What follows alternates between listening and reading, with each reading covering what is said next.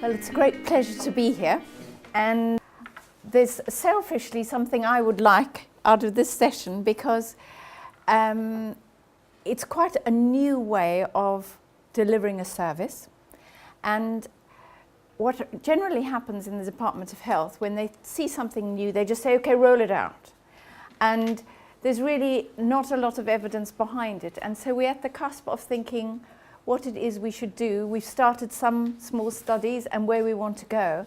And I would very much value all your thoughts as to where we should go, how we should go. This is a London program.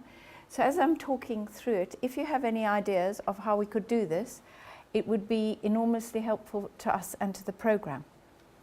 So, Coordinate My Care, what is it?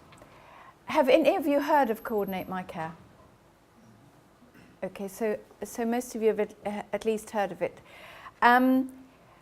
We are now pan-London, and last week we started rolling out into Surrey Downs, which is 400,000 population. So in London we cover about 7.7 million people, or the CCGs that look after 7.7 million people. And after a pilot, which I won't go into, but after the pilot, the data from the pilot suggested that patients were dying in their preferred place more regularly, and potentially it was costing less, but we didn't have the data at the time. But on the back of the pilot data, we were given the contract to roll it out for London. And as part of that, we were required to train 5,400 clinicians. To date, we have trained 5,864. And our next year's contract is a much more in-depth training of actually having difficult discussions, having proper DNAR discussions, and actually creating a much more rich care plan for Coordinate My Care, patients with Coordinate My Care record. So what do we see it as?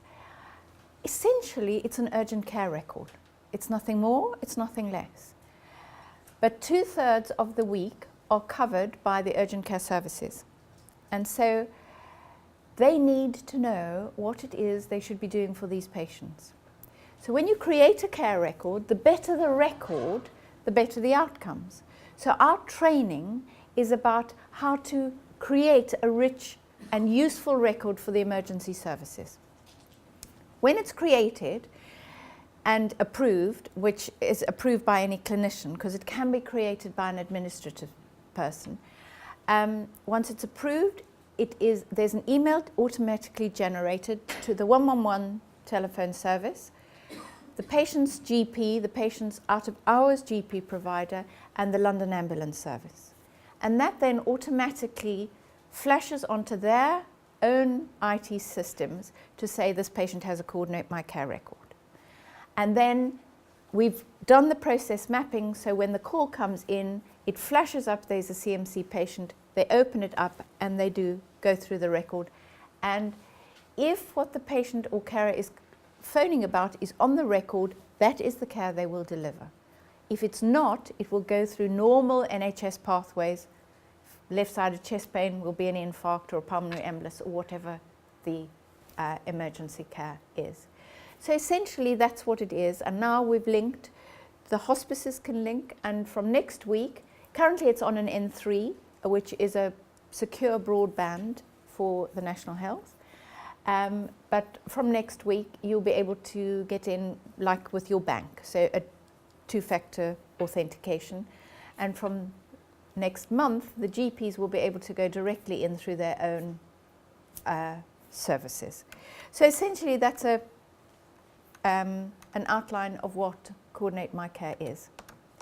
So if you took a patient, and my last slide is going to be a research project that Fris and I are planning on doing lung cancer. So what happened to Jane? She was a 54-year-old lady, lives with her son, and she's got cancer of the lung. One of my consultant colleagues created a record for her which very clearly said she's likely to have a hemoptysis, she's likely to deteriorate pretty rapidly, and she does not want to go into hospital.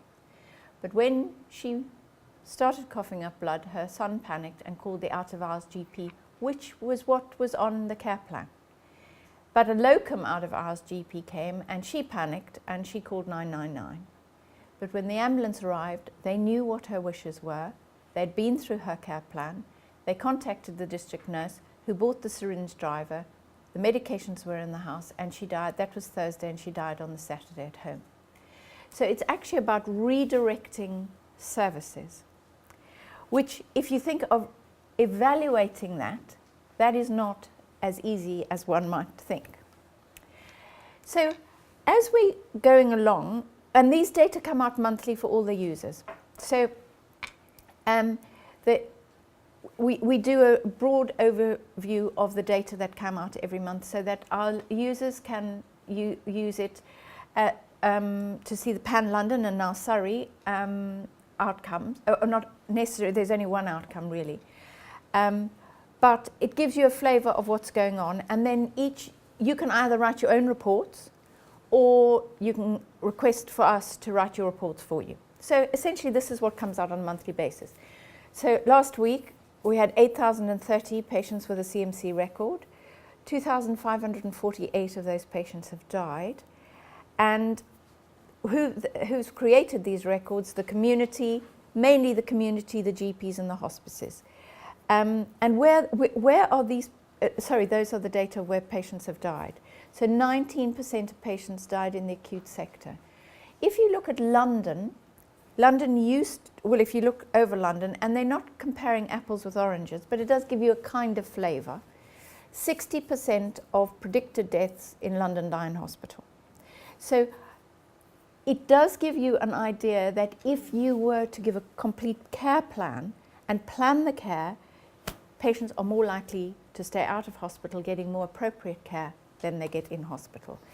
And we know that overall patients are more their families are more satisfied because thus far 78.9% of patients have died where they choose to die.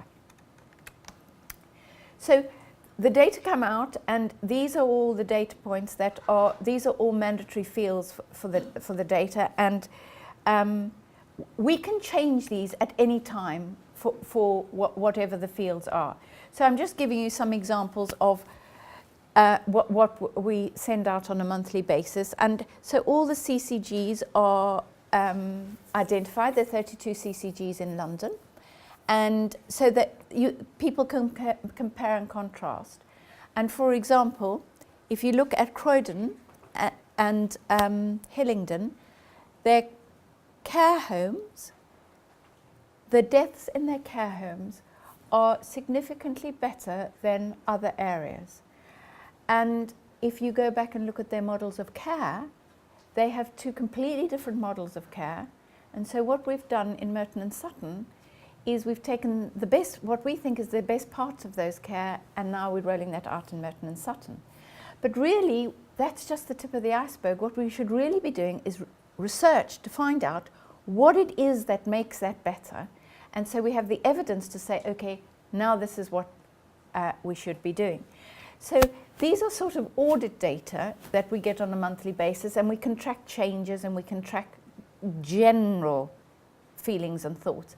But they don't really give you the in-depth research that researchers such as yourself would be looking for. So we always look at the home deaths, the care homes, and it's very interesting because since the time we started this, the percentages of home deaths, care homes, and remember care homes are really the patient's home, that's where they live, have really remained pretty static. Within 1 or 2%, they just go up or down. But month on month, even though we're now up to 8,000 patients and 2,500 that have died, those data have not changed. So you wonder what it is that's making the difference. And then the community, who is creating these records, that does change. And slightly cynically, we know when we go into a CCG where the GPs are incentivized to create these records, the GP ones go up. So that does alternate with the community, but the hospice and the acute remain pretty much the same. And currently, the split for cancer is 56%, and non-cancer is the rest. Dementia has remained about 15%, but it's been 14% for ages. It's now gone up to 15%, and we start the nursing homes program on the 1st of November, and so obviously we will anticipate there'll be a change in the type of patients that are having care plans made for them. So, we have a lot to learn. The Liverpool Pathway, it's a most interesting thing for us because the Pathway Dying Scheme made little difference, is the headline. Actually, if you read what Irene says about it, if you look at all the bits that make up the pathway, there may be parts of the pathway that were actually really very good. And you wonder, have we just thrown the baby out with the bathwater to give the outcome, there is no difference. And so what we need to learn from the Liverpool Pathway for us in Coordinate My Care is that this cannot happen again. A lot of time, effort, resource has gone into creating what the patients told us what they wanted. They want their own care plans, they want to participate, they want the right person to attend at the right time, and they want their care coordinated. So we've now got a system that does that, but we now need the evidence to back it up. So now I'm going to go through what we've done, the tiny pieces of work we've done to create the evidence, but we need to look at bigger programs to create really substantial evidence to underpin this program. So if you look at the pathway to quality of end-of-life care, which the DH puts out, you could say Coordinate My Care just comes up under the coordination of care. But the program is not the IT program. It's actually about teaching, training, putting a new model in, a new way of thinking into the nursing homes, into the hospices, into the communities. And so it's the wrap around this coordination system that we need to look at and see what parts of that wraparound work. Because you could say part of our wraparound is the discussions of end-of-life care, because you can't create this record unless you've had the discussions.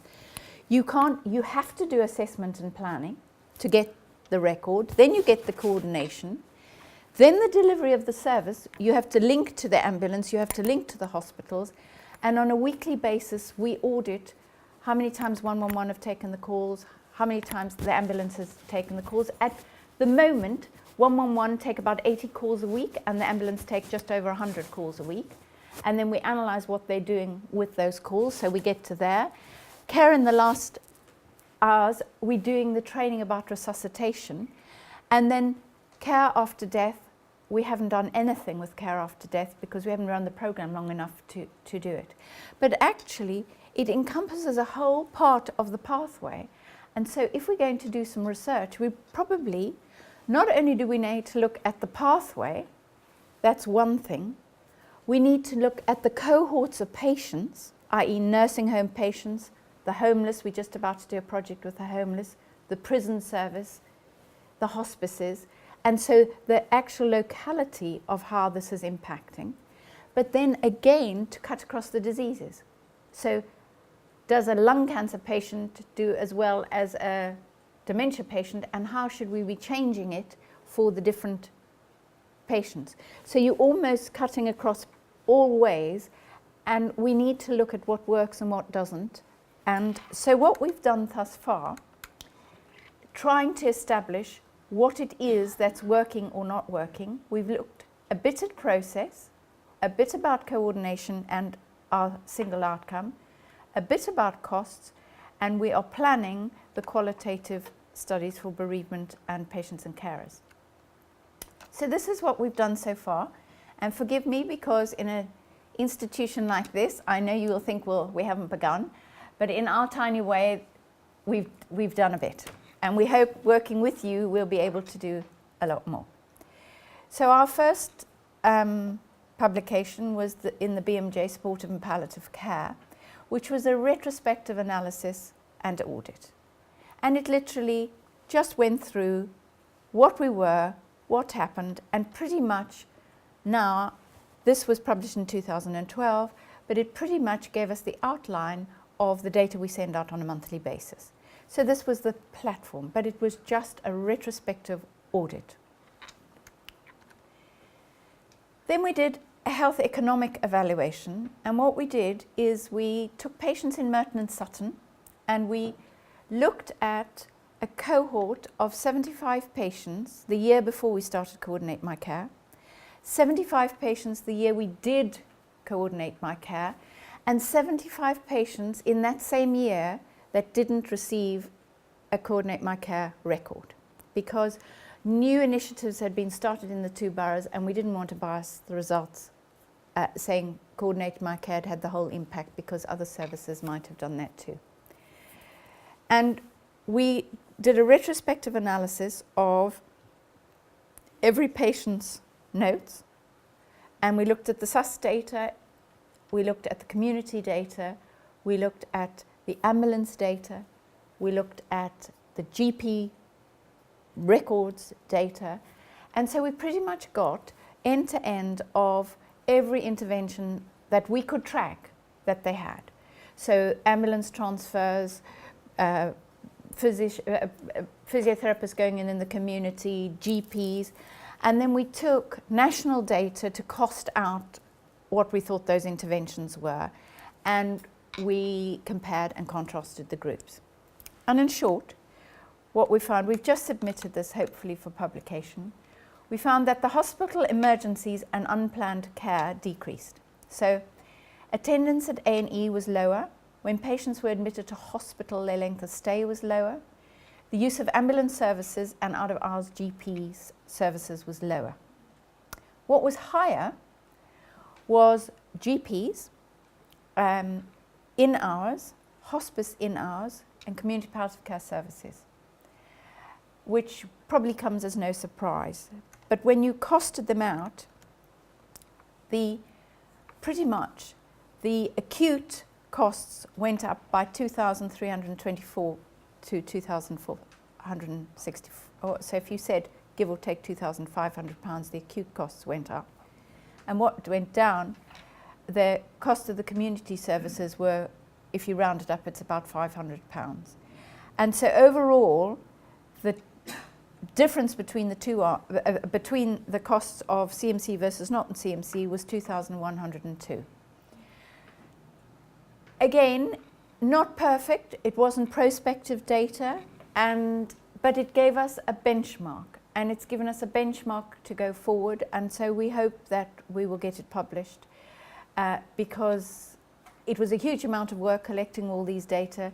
So we've gone sort of from a retrospective audit to something slightly more than a retrospective audit, because we actually went in and checked the quality of the inputs from the GP notes, or it's still retrospectively. But that was our next study. What the study we've put in with Fliss and Barb's and your team is an electronic palliative care coordination system. CMC is one of them, to coordinate care for patients at the end of life, their unpaid caregivers and staff. And it's a feasibility study of quasi-experimental, single-blinded, cluster randomized control trial. And we've put in a bid to do this with Marie Curie. And it'll be randomized and controlled to evaluate the PROMs, so the quality of life for the patient measures, the clinical outcomes, and as ever, the PPC and the PPD. And then the cost effectiveness of having an EPACS. So, God willing, we get the funding to do this, and it will be the first really powerful RCT that we have to underpin what we're doing. The nursing home project, this project is, there are 384 nursing homes in London, and we're going to do a nursing home project looking at nursing homes with over 80 residents in a nursing home. They're GSF accredited, so they've all had baseline treatment in terms of teaching and training of end-of-life care, so they're not novices. And we'll have 8 pilot nursing homes and 8 controls, and then the control group will get the same as the 8 pilots. And the training that will happen in these nursing homes is to identify the appropriate patients, how to consent them, how to create these personalised care plans, which will include advanced care plans, PPC and PPD, and DNAR. And then we will track these patients to see what the outcomes are. So, and in the outcome, we will look at the outcome measures, the admissions to hospital. We've already got the data for all these nursing homes of the number of admissions and the number of deaths they've had and where they've died, and the number of calls to the London Ambulance Service. At the time, we've done a year's data collection, so we don't really, 111 wasn't available for a whole year in some of the parts of London, so we're not going to use their data. So we'll be able to compare and contrast. Again, not brilliant data, but it'll be a start. And then this is our final one, which we put in a bid for. As many of you know, the New England Journal of Medicine published almost a seminal article in 2010, which said that early palliative care of patients with metastatic non-small cell lung cancer did better in terms of survival and quality of life if they had early palliative care interventions. So the study will look like this. On the left-hand side will be the intervention group, i.e. the CMC group, and on the right-hand will be standard care. So on the day you are diagnosed with lung cancer, either 3A or 3B or 4, which essentially is metastatic lung cancer, squamous cell lung cancer, you will be asked if you want to randomize, join the study, and then you'll be randomized to CMC or control. In the early intervention group, you will get a CMC package of care, which will include someone sitting down with you, a researcher sitting down with you, to decide what should go into your care plan. You may need nothing. You've just been diagnosed, but you may need quite a lot. And at the same time, we will collect your IPOS data, your FACT-L, and your PHQ-9 to compare. These time points are exactly the same as the New England Journal article. If you go into the standard group, and of course in the left-hand group, you'll be asked to consent to have an electronic record.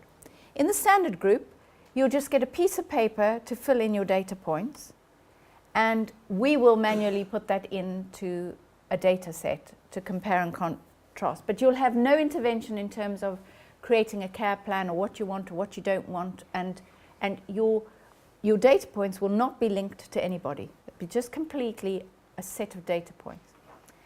And then in your left-hand group, when you've created your care plan, you'll either be referred to the palliative care services if it's appropriate, and many of these patients should be, or perhaps to other services, maybe the chaplain, maybe the physiotherapist, whomever. And then, but in the right-hand group, you'll just get whatever the oncologist thinks you should have. And then at 6 weeks follow-up, you'll have an update of your Coordinate My Care record, and again, all your indices for your data sets compared to the standard arm, and again at 12 weeks to follow the New England Journal article. And then after death, well, if we get the funding, we'll come back and talk to Phyllis about maybe working with Jonathan and to do qualitative interviews afterwards. So that hasn't really, I mean, obviously we collect the data, but it would be nice to actually have some qualitative data. So that's really where we've come from. That's what we've rolled out. Those are the studies that we have in mind, and I'd warmly welcome any thoughts and questions.